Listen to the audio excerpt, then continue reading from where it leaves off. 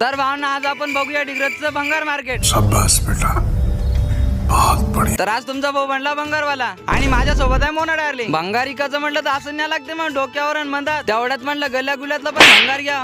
हे भंगारवाले भंगार आहे का भंगार.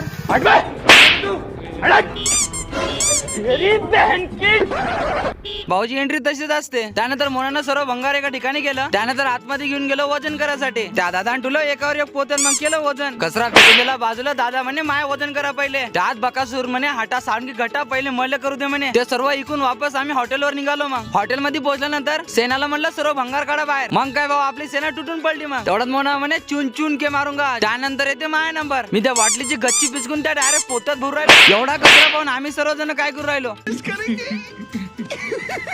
पैसा ही पैसा होगा. सर्व भंगार घेऊन मग डबल भंगारिकाला गेलो. भंगारचे पैसे आल्यानंतर पहा मी काय करतो. मी काय नाही करत, तुम्ही फॉलो करून टाका. बाय.